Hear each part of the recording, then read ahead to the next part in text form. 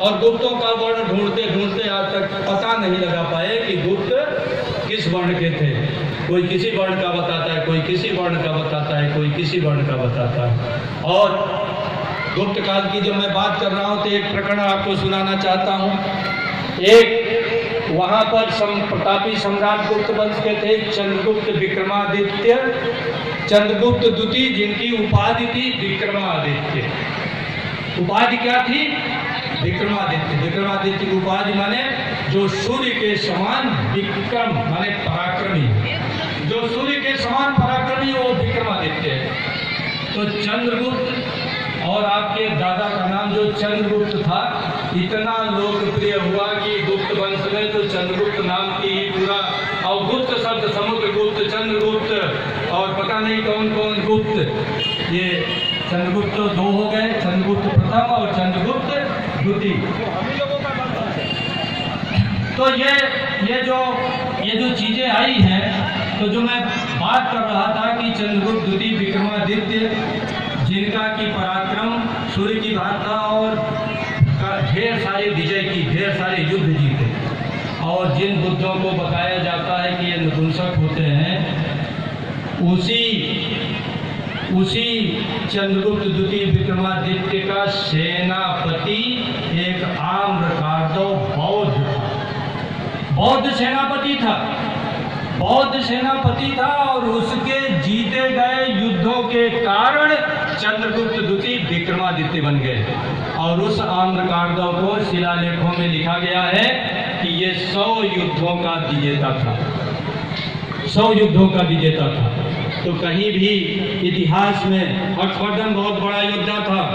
और आप देखिए कि श्रीलंका में माना तो जाता है, किससे कहानी यह है कि भगवान बुद्ध खुद उड़ करके श्रीलंका गए। श्रीलंका में भगवान बुद्ध के समय से ही बौद्ध धर्म गया, और नहीं तो ऐतिहासिक प्रमाण के रूप में आप मान सकते हैं कि संघमित्रा और महेंद्र अशोक के समय बौद्ध धर्म को लेकर के श्रीलंका गए। और इसके बाद पूरे विश्व में बौद्ध धर्म गया, चीन गया, जापान गया, थाईलैंड गया, कंबोडिया गया, वियतनाम गया, तिब्बत गया।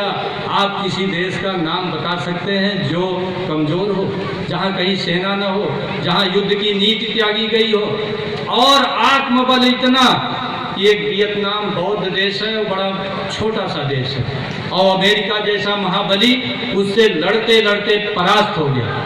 ये सारे प्रकरण, ये सारी बातें हम आपको इसलिए सुना रहे हैं कि बुद्ध और अशोक के विरुद्ध बहुत बड़ा षड्यंत्र है। लेकिन मित्रों, षड्यंत्र क्यों है वो भी मैंने बताया, क्योंकि कुछ लोगों को बुद्ध की समता, बुद्ध की मानवता, बुद्ध की करुणा, बुद्ध की मैत्री, बुद्ध का भाईचारा और अशोक का मिलजुल करके इस देश में रहने की संस्कृति रास नहीं आती है, इसलिए बुद्ध और अशोक की विचारधारा के विरुद्ध षड्यंत्र है।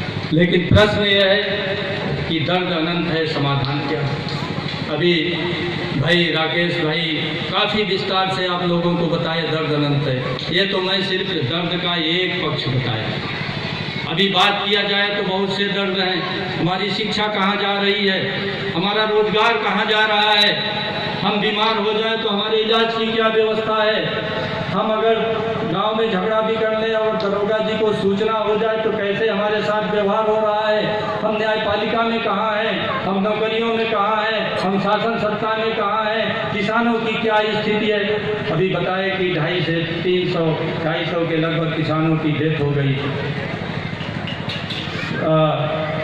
इस केंद्र सरकार के विरुद्ध आंदोलन करते करते। और उनका कहना है कि ये 3 बिल वापस ले लीजिए, लेकिन चीज़ें नहीं हो रही हैं, नहीं हो रही है, दर्द अनंत है। मैं वैसे तो आप लोगों को देर हो रही है, लेकिन ये 3 कृषि कानून हैं, इनके बारे में थोड़ा सा चर्चा करना चाहता हूँ, क्योंकि ज़्यादातर जो किसान हैं इनको 3 कृषि कानून समझना चाहिए।